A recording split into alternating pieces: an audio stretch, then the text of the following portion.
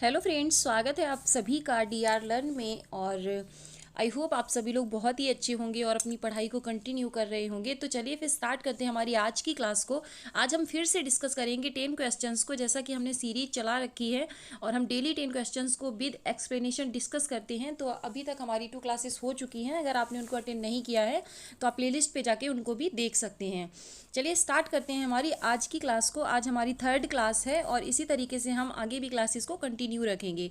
अगर आपकी कोई भी क्वेरी है, कोई भी डाउट है, तो आप मुझे कमेंट सेक्शन में लिखकर पूछ सकते हैं। चलिए फिर स्टार्ट करते हैं हमारी आज की क्लास को। देखेंगे हम फर्स्ट क्वेश्चन। कल मैंने आप सभी को एक क्वेश्चन दिया था जो कि हमारा फर्स्ट क्वेश्चन है और आपसे बोला था कि आप उसको कमेंट बॉक्स में मुझे लिखकर बताएं। तो काफ़ी लोगों का आंसर आया, अच्छा लगा मुझे। और चलिए फिर हम डिस्कस करते हैं आज के क्वेश्चन को। एक संरचनात्मक कक्षा में बच्चों की संज्ञानात्मक सहभागिता को किस प्रकार सुसाधित किया जा सकता है।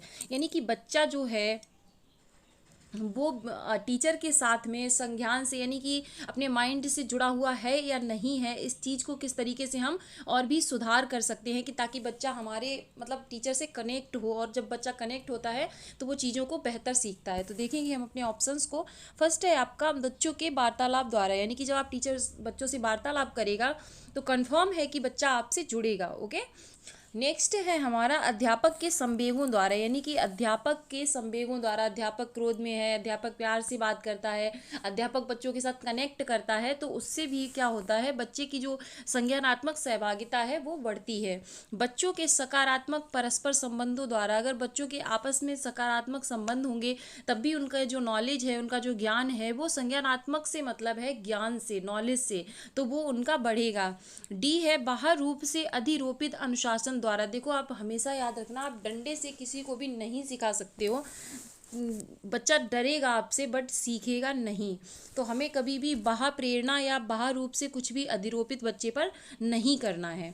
तो इसलिए हमारा जो ऑप्शन है इसमें डी गलत है और आपका ए बी सी। तो हमारा जो ऑप्शन सही होगा इसमें वो 3rd वाला। काफ़ी लोगों ने आंसर 3rd दिया था, तो फिर थैंक्स उन सभी को। और चलिए चलते हैं हमारे नेक्स्ट क्वेश्चन पर। नेक्स्ट क्वेश्चन है हमारा, बच्चों की असफलता अक्सर विद्यालय की असफलता होती है। निम्न में से कौन सा कथन इस वाक्य का समर्थन करता है। ए, स्कूलों का अस्तित्व विद्यार्थियों के सामर्थ्य में विभेदीकरण करने हेतु है। सबसे पहले तो हमें क्वेश्चन को समझना होता है। क्या कह रहे हैं कि अक्सर जो विद्यालय की असफलता होती है वो बच्चों की असफलता होती है। यानी कि अगर बच्चे असफल होते हैं तो इसका मतलब है कि एक पूरा विद्यालय असफल हुआ है, टीचर असफल हुआ है और हमारी जो पूरी एक प्रणाली है, एक पाठ्यक्रम है, एक संस्था है, वो पूरी असफल हुई है। इन सब में से आपको ये बताना है, ये जो भी ऑप्शन है इसमें से कौन सा ऐसा कथन है जो इस चीज़ का समर्थन करता है। तो बी देखेंगे हम, बच्चे इसलिए असफल होते हैं क्योंकि विद्यालय बच्चों की सीखने की विविध विधियों की गतियों का संज्ञान नहीं करते हैं। यहाँ पे अगर बच्चे के साथ साथ ये बोला गया है कि विद्यालय असफल हुआ है, तो देखो एक तो मेन चीज़ क्या है, क्योंकि हमारी एजुकेशन कैसी है, चाइल्ड सेंटर्ड है। तो कभी भी आप क्या करेंगे, कभी भी आपके लिए बच्चा गलत नहीं होगा, चाहे बच्चा फेल हो तब भी वो गलत नहीं होगा। इसी तरीके से बच्चे इसलिए असफल होते हैं क्योंकि विद्यालय बच्चों के सीखने की विविध गतिविधियों का संज्ञान नहीं करते। यानी कि कौन सा बच्चा किस तरीके से सीख रहा है। देखो जो भी हमारी एनसीएफ है, एनईपी है, जितनी भी आती हैं वो सब चाइल्ड सेंटर्ड होती हैं और बच्चे उनका मुख्य केंद्र बिंदु होते हैं। तो हम देखेंगे बच्चे इसलिए असफल होते हैं क्योंकि विद्यालय बच्चों के सीखने की विविध गतियों का संज्ञान नहीं करते। यहाँ पे विद्यालय को गलत बताया गया है, वही हमें उसमें देखना है। ये समर्थन करता है किसका, कि बच्चों की असफलता अक्सर विद्यालय की असफलता होती है। सी भी देखेंगे हम, बच्चे इसलिए असफल होते हैं क्योंकि वे विद्यालय की ज़रूरतों का अनुपालन नहीं करते। बच्चे की गलती से असफल नहीं होंगे। बच्चे में किसी में भी योग्यता की कमी नहीं होती है। सब बच्चे सीख सकते हैं और सभी के अंदर सीखने का सामर्थ्य होता है। स्कूलों का अस्तित्व विद्यार्थियों के सामर्थ्य में विभेदीकरण करने हेतु है, नहीं। स्कूलों का सामर्थ्य में विभेदीकरण करने के लिए नहीं होता है। स्कूल तो बच्चे उनको सामर्थ्यवान बनाने के लिए होते हैं। तो हमारा इसमें एक ही ऑप्शन सही है जो कि आपका बी है। चलिए चलते हैं हमारे नेक्स्ट क्वेश्चन पर। और नेक्स्ट क्वेश्चन है हमारा, किसी संप्रत्यय के प्रासंगिक और अर्थपूर्ण होने के लिए क्या आवश्यक है। आप कोई चीज़ पढ़ा रहे हो, आप कोई कॉन्सेप्ट बच्चे को समझा रहे हो, तो वो उसके लिए प्रासंगिक होगा या अर्थपूर्ण होगा। तो इसके लिए किस तरीके से आप उसको समझाओगे कि उसके लिए अर्थपूर्ण हो। तो इसमें क्या करेंगे, हम बच्चे के निजी जीवन से जोड़ देंगे उसको, जो जो बैकग्राउंड से जिससे वो आता है, जब हम उससे चीज़ों को जोड़ कर पढ़ाएंगे तो वो चीज़ उसके लिए, वो कॉन्सेप्ट उसके लिए प्रासंगिक भी होगा एंड अर्थपूर्ण भी होगा। देखेंगे इसमें उपयुक्त परिभाषा द्वारा पढ़ाया जाना, नहीं, परिभाषा के द्वारा बच्चे को पढ़ाना ये कोई बहुत अच्छा मेथड नहीं है। बच्चे के जीवन संबंधित सामाजिक परिप्रेक्ष्य से, मैंने बोला भी था कि बच्चे के जीवन से, उसकी पृष्ठभूमि से जोड़कर पढ़ाना, तो उसमें आपका बहुत ही अर्थपूर्ण होगा। उसके बाद है पाठ्य पुस्तक से बच्चों का कॉपी कराना, नहीं, किसी भी टीचर का, किसी भी अध्यापक का वो एम नहीं होता है। उसके बाद अच्छे से रटना, रटना कभी भी सॉल्यूशन नहीं है। और याद रखना, कहीं पर भी अगर रटना आता है तो वो आपका आंसर, जब तक आपसे निगेटिव नहीं पूछा जाएगा, वो आपका आंसर नहीं हो सकता है। नेक्स्ट चलेंगे हम नेक्स्ट क्वेश्चन पर। एक कक्षा में बच्चों के असफलता के भय को दूर करना क्यों जरूरी है। अब ये यहाँ पे कहना चाह रहे हैं कि असफलता के भय को दूर करना, यानी कि फेल होने के डर को दूर करना जरूरी है। ज़्यादातर बच्चे इस चीज़ से डरते हैं कि कहीं हम फेल ना हो जाएं, इसलिए वो कभी भी न्यू थिंग्स को या नई चीज़ों को ट्राई ही नहीं करते। आपने देखा होगा बहुत बार क्या होता है कि बच्चों में हो सकता है कि उसको 50 से 70% आंसर आता होता है, लेकिन फिर भी वो उसे लगता है कि कहीं मैं भूल नहीं जाऊं, कहीं ऐसा तो नहीं मेरा आंसर गलत हो जाए। यानी असफलता का जो भय होता है वो बच्चों को आगे बढ़ने से रोकता है। तो हमें इसे क्या करना, हमें इसे दूर करना जरूरी है। हम देखेंगे अपने ऑप्शंस को। एक कक्षा में अध्यापक बच्चों के भय को संभाल नहीं सकता, ये कोई रीजन नहीं है कि बच्चे को संभाल नहीं सकता। उसके बाद है विद्यालय बच्चों के भावात्मक जीवन की जिम्मेदारी नहीं ले सकता, बिल्कुल लेता है। विद्यालय बच्चों के 360 डिग्री जो उसका डेवलपमेंट होता है उसकी जिम्मेदारी लेता है। उसके बाद है असफलता और त्रुटियां बच्चे के अधिगम का स्वाभाविक हिस्सा हैं, ये आपका आंसर बिल्कुल ही सही है। बच्चे को ये समझाना होगा कि असफलता और त्रुटियां, देखो जो भी दुनिया में कुछ नया करते हैं, नया सीखते हैं, तो वो असफल भी होते हैं और वो गलतियां भी करते हैं। इसलिए हमें कभी भी असफलता और गलतियों से नहीं डरना चाहिए। ओके, तो आंसर हमारा कौन सा ठीक होगा, सी सही होगा। उसके डी है हमारा, भय का एहसास करने वाले बच्चे विकासात्मक रूप से विफल होते हैं, ये कोई ऑप्शन नहीं है। तो इसमें हमारा सही कौन सा होगा, ऑप्शन सी। चलिए चलते हमारे नेक्स्ट क्वेश्चन पे। नेक्स्ट क्वेश्चन है आपका, अक्सर यह तर्क दिया जाता है कि पुरस्कार देना अधिगमकर्ताओं को अभिप्रेरित करने का उत्तम तरीका नहीं है, क्यों। अब ये क्यों एक उत्तम तरीका नहीं है देखते हैं हम। यानी कि जब भी अगर कुछ बच्चा अच्छा करता है तो आप उसको अवार्ड दे देते हो, कुछ पुरस्कार दे देते हो, तो ये हमेशा नहीं देना चाहिए। इसके लिए पूछा है इन्होंने। इससे क्या होता है, इससे आंतरिक अभिप्रेरणा छीड़ होती है, बिल्कुल ही सही ऑप्शन है ये हमारा। देखो जब हम बच्चे को हमेशा ही बाहरी चीज़ों से जोड़कर, तो वो उसका जो इनर इंटरेस्ट है, जो पढ़ने की एक मतलब अभिप्रेरणा होती है जो उसके अंदर से आती है, वो कहीं ना कहीं ख़त्म हो जाएगी, क्योंकि उसे लगता है कि अगर मैं कुछ करूँगा तो मुझे यहाँ से मतलब कुछ भी अवार्ड दिया जाएगा। तो इससे क्या होता है, जो हमारी आंतरिक बच्चे की अप्रेरणा होती है वो छीड़ होती है, यानी कि कम होती जाती है। इससे आंतरिक अप्रेरणा बढ़ती नहीं है, इससे वह अप्रेरणा तो बढ़ेगी, क्योंकि जब हम बाहर से उसे चीज़ें देंगे तो बाह्य अप्रेरणा पे वो निर्भर होता जाएगा। इससे आंतरिक और बाह्य अप्रेरणा दोनों ही छीड़ होती है, नहीं, इससे सिर्फ और सिर्फ आंतरिक जो आपकी मोटिवेशन है, इनर मोटिवेशन है, वो इससे कम होती है। क्वेश्चन 6 है हमारा, निम्न में से अभिलक्षणों का कौन सा दल उत्तम समस्या समाधानकर्ताओं को इंगित करता है। अब इसमें क्या कहा गया है, अभिलक्षणों का कौन उत्तम समस्या समाधानकर्ताओं को इंगित करता है।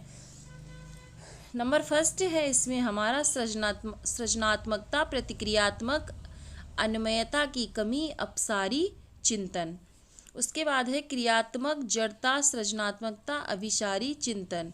प्रतिक्रियात्मक अन्वयता, अभिसारी चिंतन, सृजनात्मकता।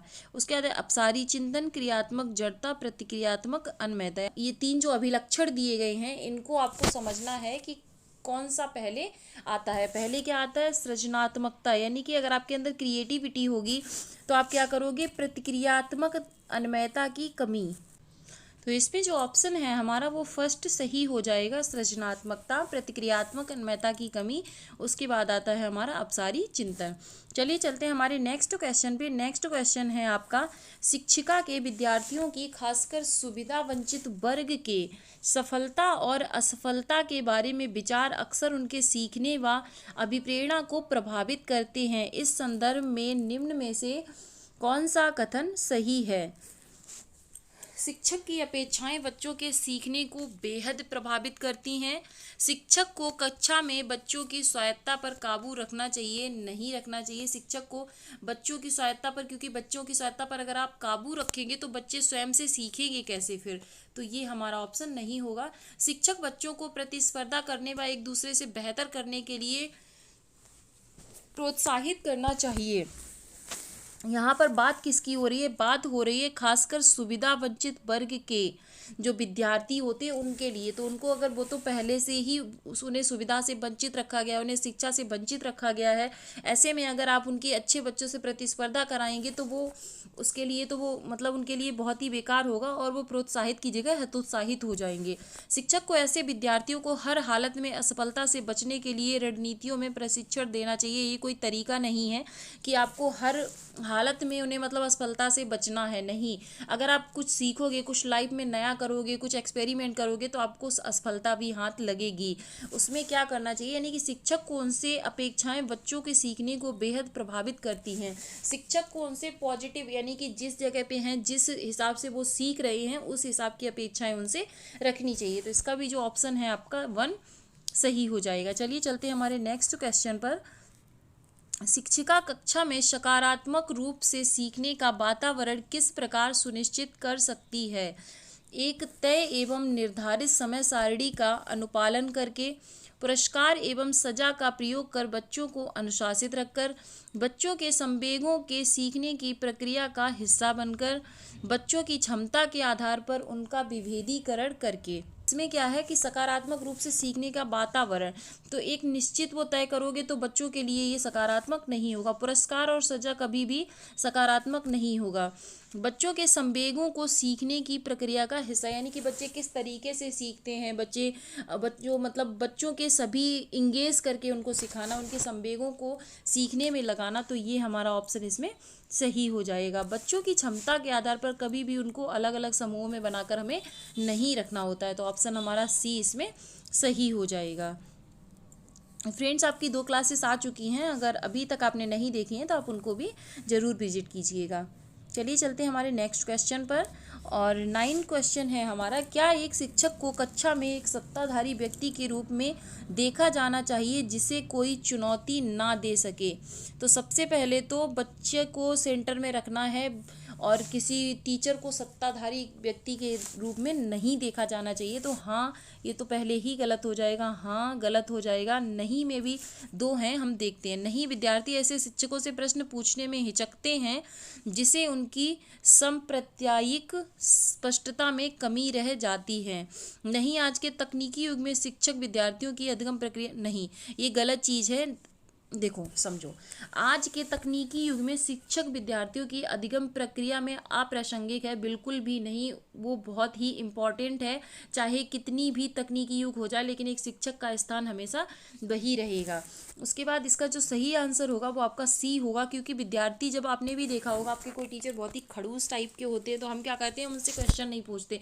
हमें पता है या तो ये ढंग से बताएंगे नहीं, और बताएंगे भी तो डर की वजह से हम उसको समझ नहीं पाएंगे। तो यही छोटे बच्चों के साथ भी होता है। आंसर सही आपका कौन सा हो जाएगा इसमें? सी। 10 क्वेश्चन है हमारा, कक्षा में परिचर्चा के दौरान क्या एक शिक्षिका को विद्यार्थियों के गलत उत्तर सही करने चाहिए? हाँ, बच्चों की त्रुटियों को तुरंत संशोधन करना चाहिए। नहीं, बच्चों को अभिव्यक्त करने के लिए प्रोत्साहित करना चाहिए बिना गलत होने के भय से। ये आपका इसमें ये गलत होगा, हमें तुरंत उनकी त्रुटियों को सही नहीं करना चाहिए। उसके बाद है बी आपका आंसर बिल्कुल ही सही है। देखो, बच्चे जब भी कुछ बताते हैं तो ये नहीं तुमने गलत बताया, तुम बैठ जाओ, तुमसे नहीं होगा, इस तरीके से हमें बच्चों को नहीं करना होता। हम क्या करेंगे, उनको प्रोत्साहित करेंगे, वो गलत या सही जो भी उनके कॉन्सेप्ट हैं कम से कम वो उनको एक्सप्लेन तो करना सीखें। उसके बाद हम बच्चे को जो भी गलत या सही होगा उसके बाद हम धीरे धीरे करके उनको उस चीज़ को सही करा देंगे। सी ऑप्शन भी देख लेते हैं। गलत उत्तर हमेशा संज्ञानात्मक स्पष्टता की कमी को बिल्कुल भी नहीं। कभी कभी हमें याद होता है, हम जानते हैं, उसके बाद भी हम भूल जाते हैं।